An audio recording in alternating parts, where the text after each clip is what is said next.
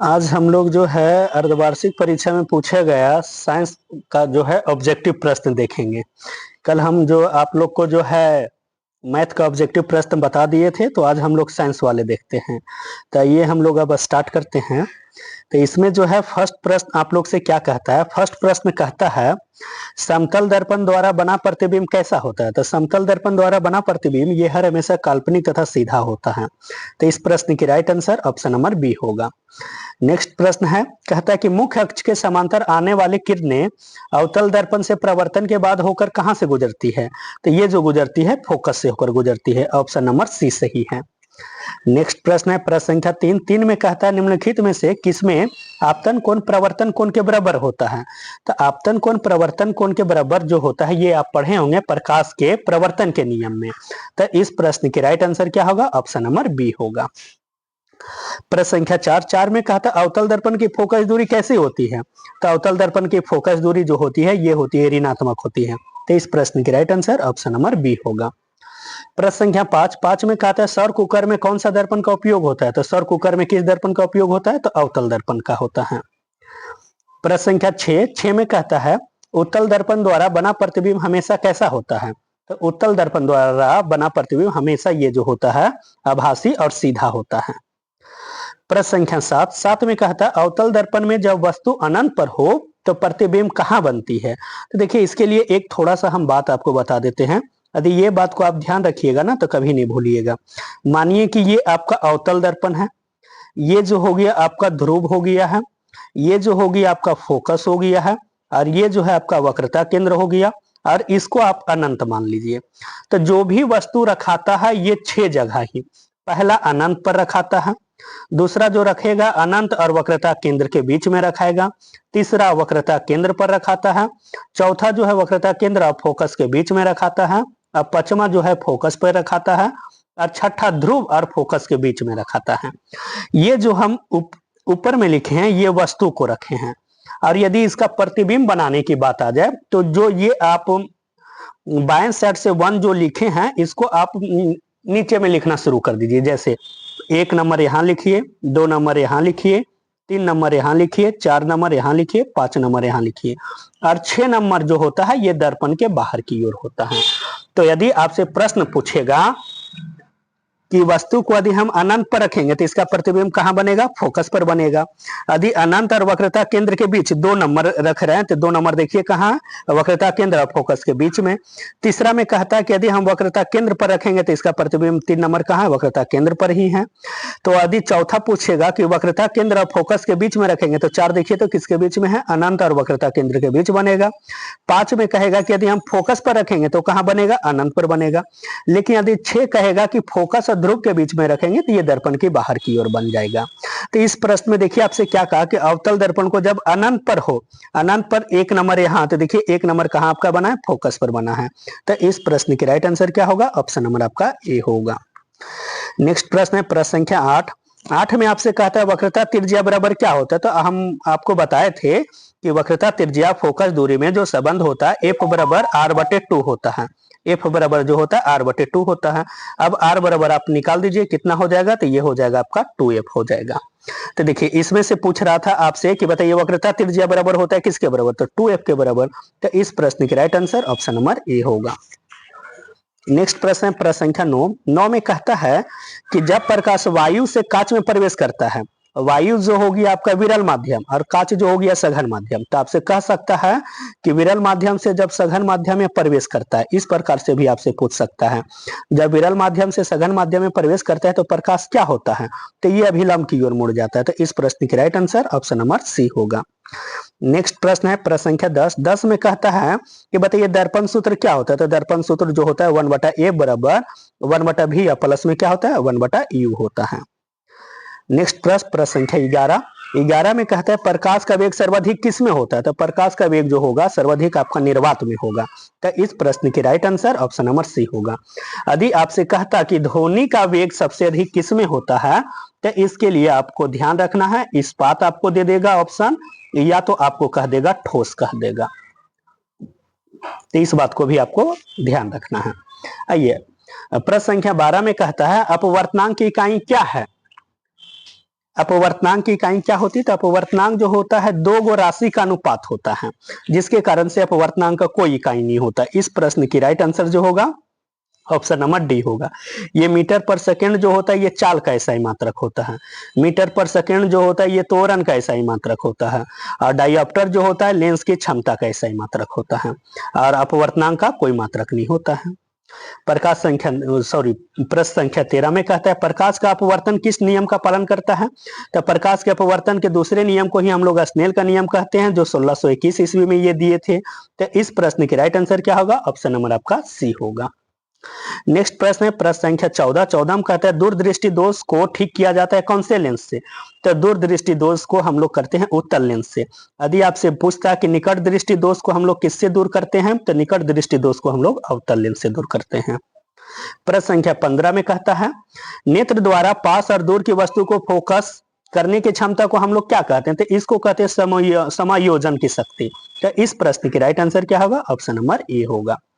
प्रश्न संख्या 16 में कहता है समान नेत्र के लिए स्पष्ट दृष्टि की न्यूनतम दूरी कितनी होती है? तो ये होती है 25 सेंटीमीटर। ये बात ध्यान रखिएगा, आप लोग के फाइनल एग्जाम में भी ये क्वेश्चन छपेगा। ये प्रश्न जो है आप लोग के फाइनल एग्जाम में भी छपेगा। तो आप सारी प्रश्न को देखिए, आपके एग्जाम के लिए जो है महत्वपूर्ण रहेगा। तो प्रश्न संख्या 17 में कहता है आकाश के नीले रंग के लिए निम्नलिखित में से कौन सी घटना उत्तरदायी है? तो इसके लिए प्रकीर्णन उत्तरदायी है। तो इस प्रश्न का right answer option number B होगा।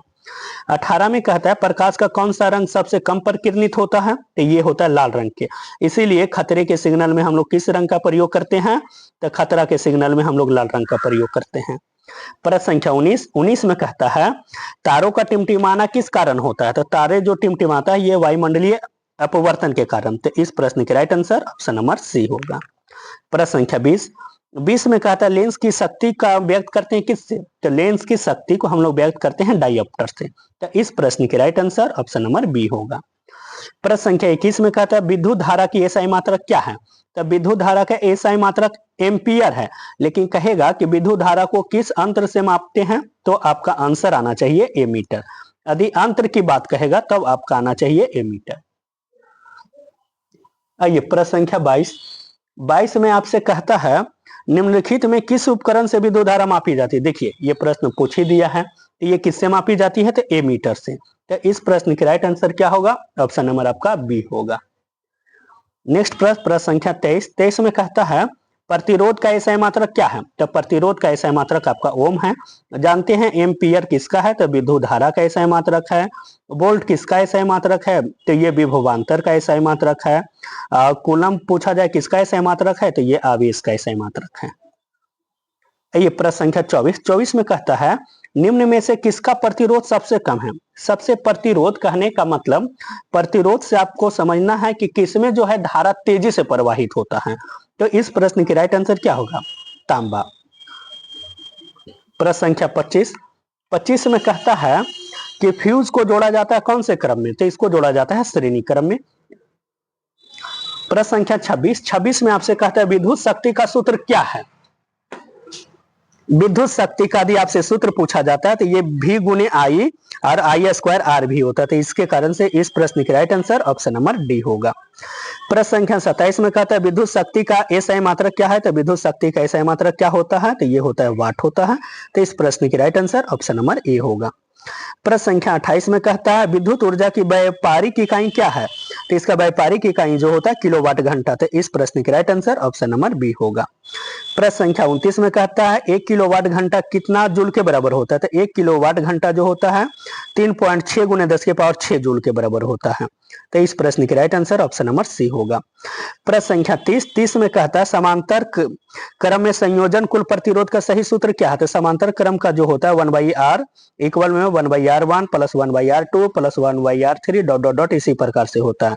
तो इस प्रश्न की right answer option number B होगा। और यदि आपसे श्रेणी क्रम की बात कह देता तो r1 plus r2 plus r3 हो जाता है। आइए प्रश्न संख्या 31 में आपसे कहता है कि निम्नलिखित में कौन सा एक रासायनिक परिवर्तन, तो रासायनिक परिवर्तन हम लोग वैसे परिवर्तन को कहते हैं जिसको पुनः हम उस वस्तु को वापस नहीं ला सकते हैं, जिसके कारण से देखिए पहला ऑप्शन कहता है बर्फ का पिघलना। यदि बर्फ पिघल जाएगा और पिघलने के बाद फिर से सोचेंगे उसको बर्फ बनाने के लिए तो ये भी बन जाएगा, जिसके कारण से ये कैसा परिवर्तन हो गया, तो ये हो गया आपका भौतिक परिवर्तन। कांच का टूटना, तो ये भी जो है ज्वाइंट हो सकता है, जिसके कारण से ये भी हो गया आपका भौतिक परिवर्तन। लेकिन कागज का जलना ये कैसे परिवर्तन है, ये है आपका रासायनिक परिवर्तन। प्रश्न संख्या 32 में कहता है लोहे को जंग लगना किस प्रकार की रासायनिक अभिक्रिया है, तो लोहे पर जो जंग लगता है ये ऑक्सीकरण की अभिक्रिया है। तो इस प्रश्न के right answer option number C होगा। प्रश्न संख्या 33 में कहता है वह अभिक्रिया जिसमें ऊष्मा उत्पन्न होती है, जिसमें ऊष्मा उत्पन्न होगी उसको कहेंगे ऊष्माक्षेपी, और जिसमें ऊष्मा का शोषण होगा उसको कहेंगे ऊष्मा शोषी। तो इसमें पूछ रहा था आपसे ऊष्मा उत्पन्न होती है, तो इस प्रश्न के राइट आंसर क्या होगा, ऑप्शन नंबर बी होगा। प्रश्न संख्या 34 में कहता है चूना पत्थर का रासायनिक सूत्र क्या है। चूना पत्थर बोलेगा, या तो आपसे संगमरमर बोल दे, या आपसे कैल्शियम कार्बोनेट बोल दे, सब एक ही का नाम होता है, कैल्शियम कार्बोनेट बोल दे, ये कहने का मतलब एक ही पदार्थ का ये नाम है, एक ही यौगिक का नाम है। तो इस प्रश्न के राइट आंसर क्या होगा, ऑप्शन नंबर आपका सी होगा। लेकिन आपसे पूछ देता है कि बिना बोझा हुआ चूना का सूत्र क्या है, तो बिना बोझा हुआ चूना का सूत्र CaO होता है। यदि आपसे पूछ देता कि बोझा हुआ चूना का सूत्र क्या है, तो CaOH2 होता है। प्रश्न संख्या 35 में कहता है कॉपर सल्फेट के विलयन का रंग क्या होता है, तो कॉपर सल्फेट के विलयन का रंग जो होता है ये नीला होता है। तो इस प्रश्न के right answer option number B होगा। प्रश्न संख्या 36 में कहता है जब कैल्शियम ऑक्साइड पानी से अभिक्रिया करता है तो क्या बनाता है, तो ये बनाता है कैल्शियम हाइड्रोक्साइड बनाता है। तो इस प्रश्न के right answer option number B होगा। आइए प्रश्न संख्या 37 में कहता है रेडॉक्स अभिक्रिया किसको कहते हैं, तो रेडॉक्स अभिक्रिया हम लोग वैसे अभिक्रिया को कहते हैं जिसमें अपचयन की क्रिया प्लस में उपचयन की क्रिया साथ साथ होती है, उसी को ही हम लोग रेडॉक्स अभिक्रिया कहते हैं। तो इस प्रश्न के राइट आंसर क्या होगा, ऑप्शन नंबर ए होगा।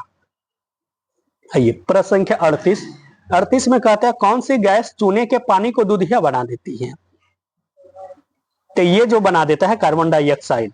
तो इस प्रश्न के राइट आंसर क्या होगा, ऑप्शन नंबर ए होगा। प्रश्न संख्या 39 में कहता है तांबा जब नम हवा के संपर्क में आता है तो क्या होता है, तो ये जो होता है हरा रंग का आवरण का निर्माण कर देता है। तो इस प्रश्न के राइट आंसर क्या होगा, ऑप्शन नंबर सी होगा। प्रश्न संख्या 40 में आपसे कह रहा कि नाइट्रिक अम्ल का रासायनिक सूत्र बताइए। तो ये जानते हैं कि ये सल्फ्यूरिक अम्ल का सूत्र है, ये जो है आपका सल्फ्यूरिक अम्ल का सूत्र है, ये हाइड्रोक्लोरिक अम्ल का सूत्र है, और नाइट्रिक अम्ल का आपसे पूछा तो इसका क्या होता है, HNO3 होता है। प्रश्न संख्या 41 में आपसे कहा निम्नलिखित में से कौन क्षार है, तो क्षार के पहचानने का तरीका हम बताए थे आपको कि जिसमें से सबसे जो है स्ट्रॉन्ग क्षार जो होता है सोडियम हाइड्रोक्साइड होता है, तो NaOH हो जाता है। प्रश्न संख्या 42 में कहता है नींबू में कौन सा अम्ल पाया जाता है, तो नींबू में कौन सा अम्ल पाया जाता है, तो ये साइट्रिक अम्ल पाया जाता है। यदि आपसे कहता है कि इमली में कौन सा अम्ल पाया जाता है, तो इमली में टार्टरिक अम्ल पाया जाता है। यदि सिरका की बात कहा जाता है तो ये इसमें कौन सा अम्ल पाया जाता है, तो एसिटिक अम्ल। यदि टमाटर की बात कहा जाता है तो इसमें कौन सा अम्ल पाया जाता है, तो ऑक्जेलिक अम्ल पाया जाता है। लेकिन आपसे नींबू की बात कहा तो इस प्रश्न के राइट आंसर क्या होगा, ऑप्शन नंबर बी होगा। प्रश्न संख्या 43 में आपसे कह रहा कि निम्नलिखित में कौन प्राकृतिक सूचक है, तो प्राकृतिक सूचक हम लोग किसको कहते हैं, तो लिटमस को कहते हैं। तो इस प्रश्न के राइट आंसर क्या होगा, ऑप्शन नंबर आपका बी होगा। नेक्स्ट प्रश्न कहता है 44 में कि अम्ल में लिटमस का रंग कैसा होता है, तो अम्ल जो होता है ये लाल होता है। तो इस प्रश्न के right answer option number C होगा। प्रश्न संख्या 45 में कहता है एंटासिड में कौन सा क्षार होता है, तो एंटासिड में जो क्षार होता है MgOH2 होता है। प्रश्न संख्या 46 में कहता है एक उदासीन विलयन का पीएच मान क्या होता है, तो इसमें आपको 3 बात को ध्यान रखना है, एक अम्लीय, एक आपको याद रखना है क्षारीय, और एक आपको याद रखना है उदासीन। इसमें होता क्या है कि अम्लीय विलयन का पीएच मान हम लोग कहते हैं जिसका मान 7 से अधिक होगा उसको अम्लीय विलयन का अम्लीय कहेंगे, जिसका 7 से कम होगा, जिसका 7 से कम होगा ना उसको हम लोग जो है अम्ल कहेंगे, और जिसका 7 से अधिक होगा उसको हम लोग क्षार कहेंगे, और जिसका 7 होगा उसी को हम लोग उदासीन कहते हैं। तो उदासीन विलयन का पीएच मान कितना होता है, 7 होता है। प्रश्न संख्या 47 में कहता है बेकिंग सोडा का रासायनिक नाम क्या है। बेकिंग सोडा का जो रासायनिक नाम होता है उसी को हम लोग सोडियम बाइकार्बोनेट कहते हैं। लेकिन यदि आपसे कहता है कि खाने वाला सोडा का नाम क्या है, तो खाने वाला सोडा को हम लोग कहते हैं सोडियम कार्बोनेट कहते हैं। यदि आपसे पूछता कि बेकिंग सोडा का जो है रासायनिक सूत्र बताइए, तो इसका क्या होता है, NaHCO3 और 10H2O होता है। तो ये बात को ध्यान रखिएगा। प्रश्न संख्या 48 में आपसे कहता है निम्न में से किसका उपयोग मिश्र धातु बनाने में नहीं किया जाता, तो ऑक्सीजन का प्रयोग थोड़ा कर रहे हैं। तो इस प्रश्न के राइट आंसर क्या होगा, ऑप्शन नंबर डी होगा। प्रश्न संख्या 49 में कहता है घंटियां बनाने में कौन सी धातु का उपयोग होती है, तो घंटी बनाने में हम लोग जो है कांसा का उपयोग करते हैं। तो इस प्रश्न के right answer option number B होगा। प्रश्न संख्या 50 में कहता है जब धातु अम्ल से अभिक्रिया करती है तो कौन सी गैस उत्पन्न करती है, तो ये हाइड्रोजन गैस उत्पन्न करती है। प्रश्न संख्या 51 में आपसे कहता है निम्नलिखित में कौन सी धातु जल से अभिक्रिया नहीं करती है, तो जल से अभिक्रिया नहीं करेगा ये कौन सा धातु है, तो ये सोना होता है। प्रश्न संख्या जो है 52 है। 52 में देखते हैं अधातुएं जो होती है कैसे होती है, तो अधातुएं जो होगी कैसी होती है, भंगुर होती है। तो इस प्रश्न की राइट आंसर डी होगा। 53 में कहता है निम्नलिखित में कौन धातु समान ताप पर तरल अवस्था में रहता है, तो देखिए यहाँ पर जो है आपसे धातु की बात कहता है, तो इस प्रश्न की राइट आंसर बी होगा। लेकिन यदि आपसे अधातु की बात कहता तो अधातु में आपको ध्यान रखना कि ये होता है ब्रोमीन होता है। आइए प्रश्न संख्या 54 में कहता है लोहे को गैल्वेनाइज करने के लिए किस धातु का उपयोग करते हैं, तो जिंक धातु का प्रयोग करते हैं। तो इस प्रश्न की राइट आंसर क्या है, ऑप्शन नंबर बी है। आइए प्रश्न संख्या 55 में कहता है निम्नलिखित में से सबसे मुलायम धातु कौन सा है, तो मुलायम धातु कहने को तो जिसे आसानी से चाकू से काटा जा सकता है। तो इस प्रश्न की राइट आंसर क्या होगा, ऑप्शन नंबर आपका ए होगा। 56 में आपसे कहता है निम्नलिखित में से कौन एक जीवन प्रक्रिया है, तो वृद्धि भी करना जीवन की प्रक्रिया है, प्रजनन भी करना, शोषण भी करना, जिसके कारण से इस प्रश्न की राइट आंसर क्या होगा, ऑप्शन नंबर आपका डी होगा। प्रश्न संख्या 57 है। 57 में कहता है ऑक्सीजन की अनुपस्थिति में ग्लूकोज का भंजन क्या कहलाता है, तो ये जो कहलाता है आपका अवायवीय शोषण कहलाता है। तो इस प्रश्न की राइट आंसर क्या होगा, ऑप्शन नंबर सी होगा। आइए प्रश्न संख्या 58 देखते हैं।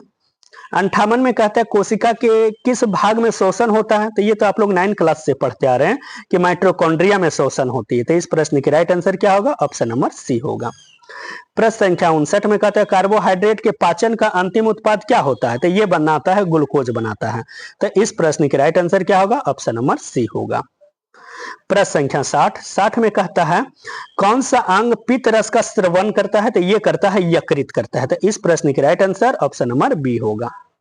प्रश्न संख्या 61 में कहता है पाचन नली का कौन सा भाग जल को अवशोषित करता है, तो ये जल का अवशोषण जो करता है, एक बात को ध्यान रखना है कि भोजन का जो है पूर्णता पाचन, भोजन का जो है पूर्णता पाचन जो होता है छोटी आंत में, लेकिन जल का अवशोषण जो होता है ये बड़ी आंत में होता है। प्रश्न संख्या 62 में कहता है वृक्क की मूल इकाई क्या है, तो वृक्क की मूल इकाई जो है ये नेफ्रॉन है। तो इस प्रश्न की right answer option number B होगा। प्रश्न संख्या 63 में कहता है तंत्रिका तंत्र के संरचनात्मक और क्रियात्मक इकाई को क्या कहते हैं, तो इसको हम लोग न्यूरॉन कहते हैं। तो इस प्रश्न की right answer option number D होगा।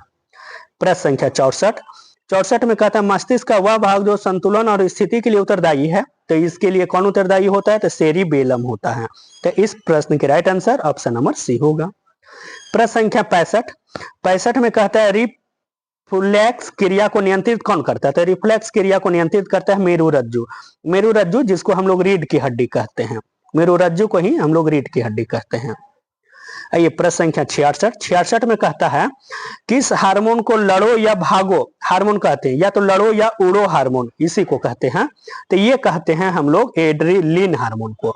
तो इस प्रश्न की राइट आंसर ऑप्शन नंबर आपका सी होगा। प्रश्न संख्या 67 में आपसे कहता है किस अंतःस्रावी ग्रंथि को मास्टर ग्रंथि कहते हैं, तो ये कहते हैं हम लोग पिट्यूटरी ग्रंथि को। तो इस प्रश्न की राइट आंसर क्या होगा, ऑप्शन नंबर आपका बी होगा। प्रश्न संख्या 68 में कहता है कि सूरजमुखी को सूर्य की ओर झुकना क्या कहलाता है, तो सूर्य की ओर झुकना ही उसको कहते हैं प्रकाशानुवर्तन कहते हैं। तो इस प्रश्न की राइट आंसर क्या होगा, ऑप्शन नंबर ए होगा। प्रश्न संख्या 69 में कहता है निम्नलिखित में से कौन जनन की अलैंगिक विधि है। तो जनन की अलैंगिक विधि किसको कहते हैं हम लोग, मुकुलन, और इसी विधि के द्वारा जो है हाइड्रा विधि करती है, जनन करती है। देखिए प्रश्न संख्या 70 में कहता है निम्नलिखित में से किस विधि द्वारा हाइड्रा जनन करती है। तो हाइड्रा जो भी जनन करता है किसके द्वारा करता है, तो मुकुलन के द्वारा। तो इस प्रश्न के राइट आंसर क्या होता है, ऑप्शन नंबर बी होगा। प्रश्न संख्या 71 में कहता है ब्रायोफाइलम के वनस्पति जनन में पौधों का कौन सा भाग प्रयोग होता है। तो ये जो होता है प्रयोग होता है पत्ता होता है। तो इस प्रश्न के राइट आंसर क्या होगा, ऑप्शन नंबर डी होगा। प्रश्न संख्या 72 में कहता है निम्नलिखित में से कौन सा फूल का नर प्रजनन अंग है। तो ये जो है नर प्रजनन भाग जो है ये आपका पुंकेसर है। तो इस प्रश्न के राइट आंसर क्या होगा, ऑप्शन नंबर सी होगा। प्रश्न संख्या 73 में आपसे कहता है मानव पुरुषों में वृषण का कार्य क्या है। तो वृषण का जो कार्य होता है ये शुक्राणु को बनाने का काम होता है। तो इस प्रश्न के राइट आंसर क्या होगा, ऑप्शन नंबर सी होगा। प्रश्न संख्या 74 में आपसे कहता है मानव मादा में निषेचन कहाँ होता है। तो मानव मादा में जो होता है ये अंडवाहिनी नली में होती है। तो इस प्रश्न के राइट आंसर क्या होगा, ऑप्शन नंबर सी होगा। आइए प्रश्न संख्या 75, एक मानव कोशिका में गुणसूत्रों की संख्या कितनी होती है। गुणसूत्रों की संख्या आपसे पूछ रही तो ये 46 होती है। और यदि आपसे जोड़ा की बात कहता तो आप लोग कितना कहते, 23 जोड़ा कहते। प्रश्न संख्या 76 में कहते हैं मानव में बच्चे का लिंग निर्धारण कौन सा उत्तरदायी है। तो मानव में जो होता है लिंग का निर्धारण होता है ये पिता के गुणसूत्र पर निर्भर करता है, जिसके कारण से इस प्रश्न के राइट आंसर क्या होगा, ऑप्शन नंबर बी होगा। नेक्स्ट प्रश्न है प्रश्न संख्या 77 में कहते हैं गुणसूत्र किससे बने होते हैं। तो गुणसूत्र जो होता है ये डीएनए और प्रोटीन दोनों से मिलकर बना होता है। तो इस प्रश्न के राइट आंसर क्या होगा, ऑप्शन नंबर सी होगा। ये प्रश्न संख्या 78 में कहता है निम्नलिखित में कौन सा मानव का अवशेषी अंग है। अवशेषी अंग हम लोग कहते हैं अपेंडिक्स को। तो इस प्रश्न के राइट आंसर क्या होगा, ऑप्शन नंबर सी होगा। प्रश्न संख्या 79 में है कहता है प्राकृतिक चयन का सिद्धांत किसने प्रस्तुत किया था। तो प्राकृतिक चयन का सिद्धांत जो है चार्ल्स डार्विन ने प्रस्तुत किया था। तो इस प्रश्न के राइट आंसर क्या होगा, ऑप्शन नंबर बी होगा। नेक्स्ट प्रश्न संख्या 80 में कहता है मानव का विकास कहाँ हुआ था। तो मानव का जो विकास हुआ था ये हुआ था अफ्रीका में हुआ था। तो इस प्रश्न के राइट आंसर क्या होगा, ऑप्शन नंबर सी होगा।